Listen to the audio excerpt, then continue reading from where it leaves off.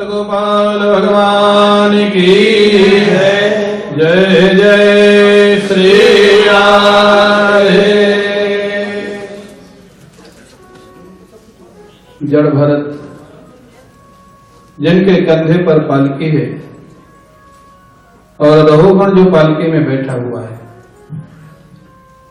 गुरु कृपा की पराकाष्ठा का दृष्टांत है। शिष्य पालकी में बैठा है, गुरु के कंधे पर पालकी है और वो पहचान जाते हैं जड़ भरत ये पिछले जन्म का वही हरिण का बच्चा है जिसको मैंने बहुत समय तक कंधे में बैठा के घुमाया है, पालन पोषण किया है। आज उसका उद्धार होना है और वो बोलना प्रारंभ करते हैं। बड़ी सुंदर बात बोलते हैं जड़ भरत उपदेश के रूप में।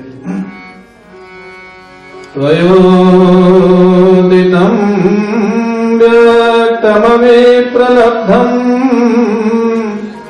भरतो शमेचाद्यदि वीरभार गन्तुर्यदेशादधिगम्य मध्वा विवेति नाशो न विदां प्रवादः।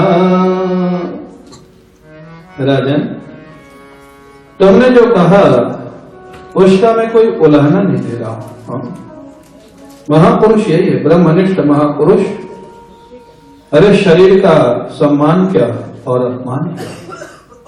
जड़ भरत का अपमान किया है रघुगण ने, लेकिन उन्होंने पहले कह दिया तुमने जो मेरे को अपशब्द कहे उसके लिए मैं कोई उल्लंघन तुमको नहीं दे रहा हूं। मैंने देखा है महापुरुषों के जीवन में, जड़ भरत तो इनकी तो सत्यों की कथा है, हम लोगों ने अपने गुरुदेव के जीवन में देखा है। हमारे पूज्य स्वामी सच्चिदानंद जी, स्वामी गोविंदानंद जी, सबको ये स्मरण ही है। महाराज जी को एक जगह बुलाया गया और जिन्होंने बुलाया वो पहले बोले महाराज जी के खिलाफ में बोले, और खिलाफ में बंबई की घटना है और एक संत ने ही बुलाया था। खिलाफ बोले, अपमान में बोले, फिर महाराज जी को माइक दिया गया कि अब आप प्रवचन करें। महाराज जी ने एक शब्द उसका जवाब नहीं दिया। विश्वम दर्पण दृश्यमान नगरी मंगलाचरण किया, प्रवचन किया और प्रवचन करके वापस आ गए। परिणाम किया वो उन्होंने जो योजना बनाई थी कि इनके भक्तों के सामने, बहुत लोगों के सामने इनका अपमान करेंगे तो इनकी प्रतिष्ठा कम होगी। महाराज जी ने कोई जवाब नहीं दिया तो परिणाम उल्टा ही हुआ, प्रतिष्ठा उनकी कम हो गई और महाराज जी की बढ़ गई। लेकिन महापुरुष का जो जीवन है, यहाँ वृंदावन में भी एक संत थे, महाराज जी जब यहाँ प्रवचन करते थे, उनकी एक शिष्या महाराज जी के सत्संग में आ जाती थी। और उनके गुरु जी बोले भाई कि तुम मेरी शिष्या हो, जब मेरा भी सत्संग चलता है तो तुमको यहाँ रहना चाहिए, वहां क्यों जाती हो। और माने नहीं, उसको महाराज जी का सत्संग बहुत अच्छा लगता था। यहाँ जितने महापुरुष हैं सब जानते हैं महाराज जी का सत्संग किसको अच्छा नहीं लगता था। और माने नहीं, रोज आ जाए। एक दिन वो महात्मा ने कहा अच्छा, जब लौट के गई उन्होंने जल दिया, हाथ में तुलसी दिया, बोले संकल्प करो आज के बाद मैं कभी स्वामी जी के सत्संग में नहीं जाऊंगी। वो जल गुरु जी का ही ले लिया, तुलसी भी उनकी ले ली। जानते हो संकल्प क्या किया, आज के बाद मैं कभी आपके सत्संग में नहीं आऊंगी। मैं तो वहीं जा रही। तो ये जो महापुरुषों का जीवन होता है, जड़ भरत ने पहले कह दिया रघुगण मैं जो तुमको सुनाने जा रहा हूं, तुमने जो मेरे को अपशब्द कहे, अपमान किया, उसका उलाहना नहीं, उसका जवाब नहीं है। मेरे को कुछ खराब नहीं लगा, क्योंकि शरीर को कोई मान करे तो क्या, अपमान करे तो क्या, ये तो मिट्टी का पुतला है। लेकिन जो तुमने बातें कही उनका जवाब दे रहा हूं।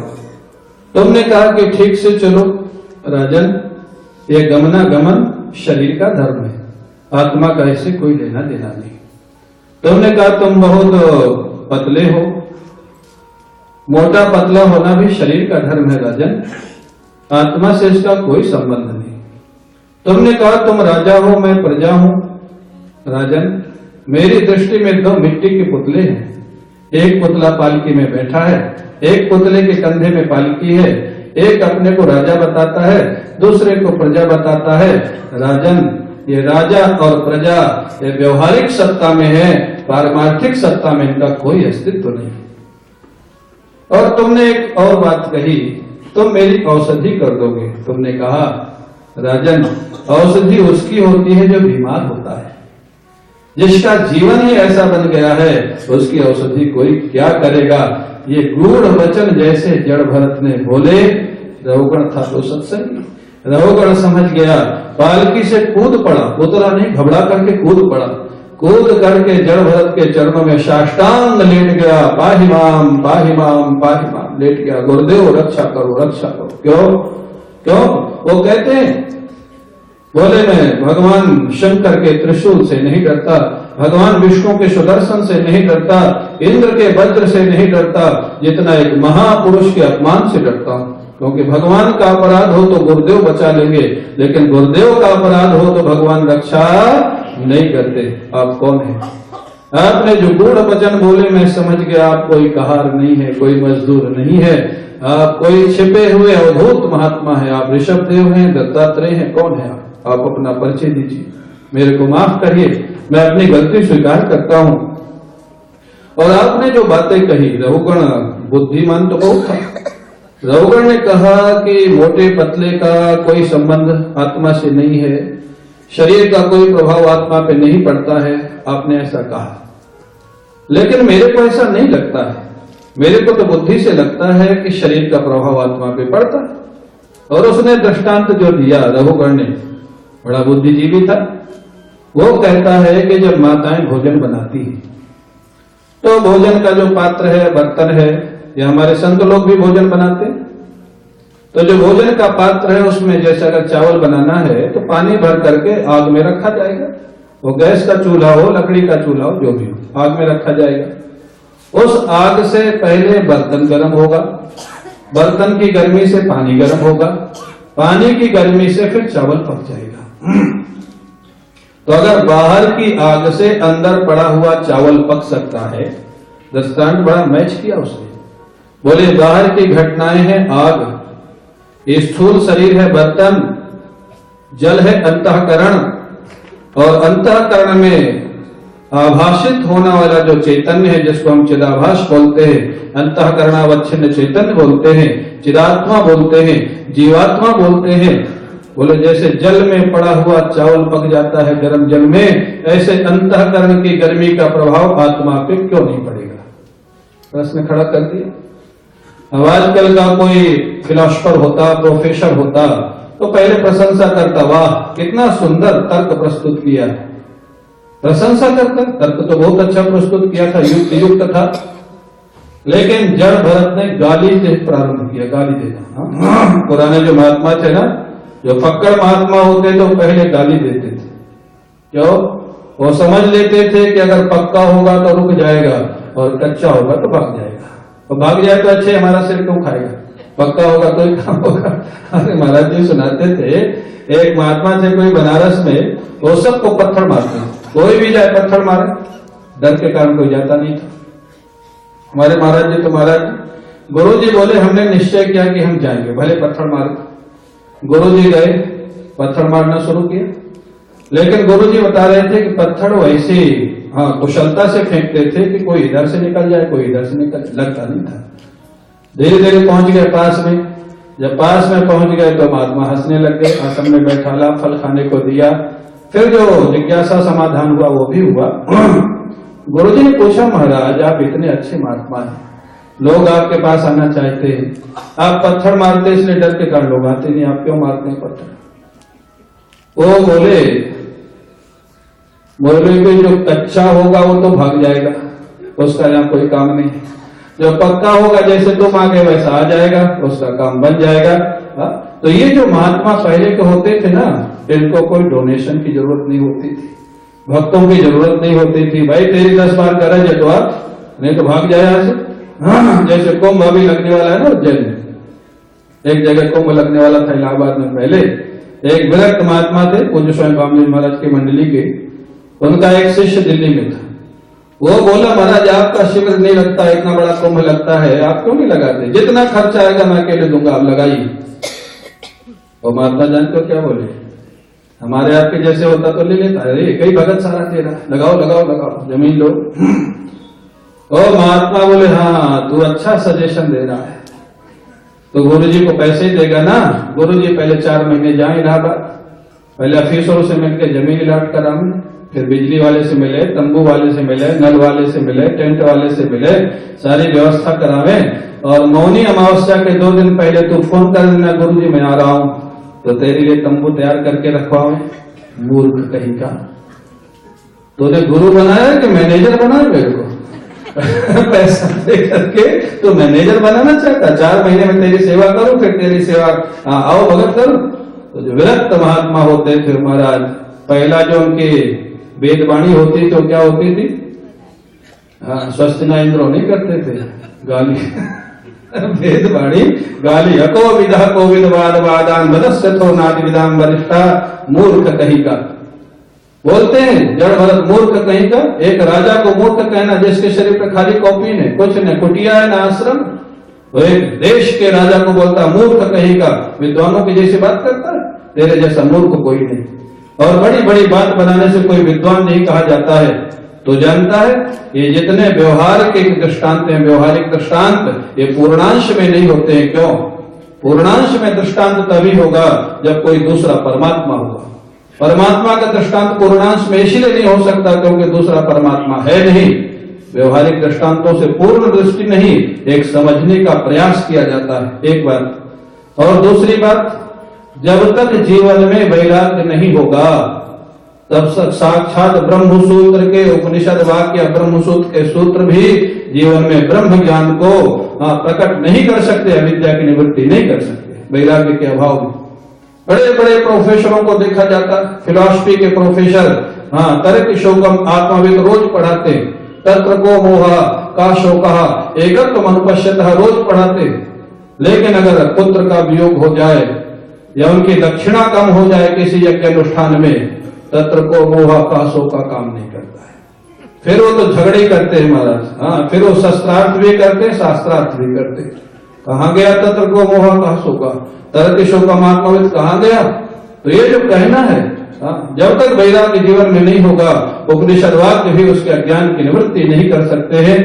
और अगर वास्तव में तेरे को अनुभूति करनी है रघुगण, एक ही उपाय है, गुरु और हरि के चरणों की उपासना कर, तब हृदय शुद्ध होगा।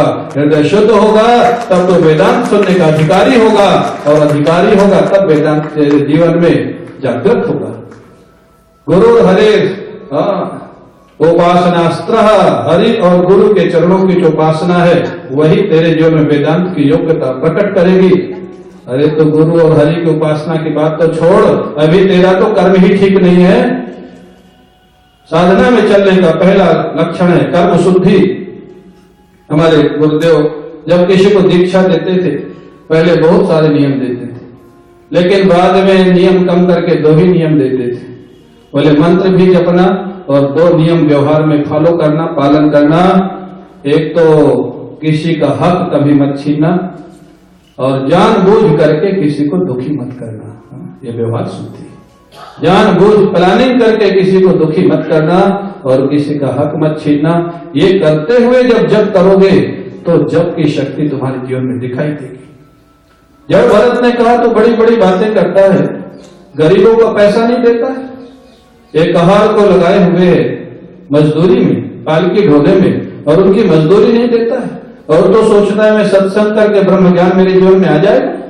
हमारे गुरु जी कहते थे जो लोगों का जीवन शुद्ध नहीं है, कर्म शुद्धि नहीं है, भगवान के चरणों की उपासना नहीं है, तो ब्रह्म सूत्र के पन्नों से ब्रह्म को नहीं निकाल सकते। कितने बड़े विद्वान हो जाए, लेकिन वो छोटी छोटी बातों में झगड़ा करेंगे। एक बार यहाँ बहुत बड़े पंडित आए थे काशी के, क्या नाम था मेरे को नाम भूल रहा है, देवस्वरूप जी, स्वामी जी को याद, देवस्वरूप जी। अब उनका शायद शरीर नहीं है, बड़े भारी विद्वान महाराज जी का जीवन था।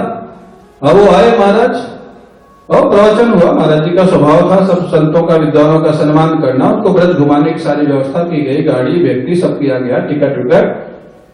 अब वो जाने के पहले पूज्य स्वामी ओंकारानंद जी महाराज जी ने बताया कि इतनी भेंट उनको दे देना विदाई। ओंकारानंद जी ने दिया तो बोले, अरे इतने बड़े विद्वान की इतनी कम भेंट। बड़ा बड़ा वेदांत बोलते थे, इतनी कम भेंट नहीं चाहिए, ले जाओ। मान जी ने बताया महाराज जी को। महाराज जी मुस्कुराए, बोले कोई बात नहीं ओंकारानंद, रख लो, अभी कुछ मत बोलो। अब मौन लगा गए महाराज जी भी और महंत जी भी मौन लगा गए। अब वो देव स्वरूप सोच रहे हैं कि ये तो कोई आए नहीं, लौट के भी नहीं आया, पता नहीं वो भी मिलेगी कि नहीं। जो दे रहे थे तो उसके लिए भी चर्चा बंद हो गई। अब ये सत्य घटना है। स्वामी जी बैठे यहाँ गोविंदानंद जी को मालूम है। शाम को जाने के पहले महाराज जी के पास आए, बोले महाराज जी जो प्रसाद मिल रहा था वही दे दीजिए। तो ये जो हालत है ना, तो ये कोई जब तक वैराग्य नहीं होगा तब तो वो कितना बड़ा फिलॉसफर हो जाए, उससे होता क्या है। हाँ, कर्म शुद्धि हुए, भगवान की उपासना हुए। अब जड़ भरत ने जो डांटा रघुगण को, रघुगण महाराज समझ गए वास्तव में सदगुरु तो यही। मैं जिसलिए जा रहा था मेरा काम हो गया, चरणों में गिर पड़े और महाराजों से उपदेश ग्रहण किया। रघुगण का काम हो गया। रघुगण प्रणाम करके अपने स्थान को चले जाते हैं और जड़ भरत उसी प्रकार से वहां जंगल में विचरण करने लग जाते हैं। बोलिए सदगुरुदेव भगवान की, सदगुरुदेव भगवान की। अभी हमारे सत्र के 10 मिनट बचे हुए हैं और पूज्य महाराज जी बड़े दुर्लभ महापुरुष हैं, संत हैं, विद्वान हैं और हम लोग तो विद्यार्थी हैं इनके सामने। इनके जीवन काल में हम लोगों ने अध्ययन किया है। आपके कृपा पात्र सिया रामदास जी महाराज और तपसी जी के सामने के जो समय सर्वेश्वर दास जी महाराज, हम सब लोग साथ में पढ़े। तो हम लोग तो आपके विद्यार्थी जैसे, हम लोगों की प्रार्थना है आप थोड़ा आशीर्वचन हम लोगों को और सभी भक्तों को देंगे। और समय है आपके लिए, कोई 10 मिनट का नहीं है, आपकी जितनी इच्छा है आप हम लोगों को आशीर्वाद दें, कृतार्थ करें और हम लोग आनंद से आपका आशीर्वचन लेके उसके बाद सत्र का विश्राम होगा। बोलिए दत्त गोपाल भगवान की जय। जय श्री राधे।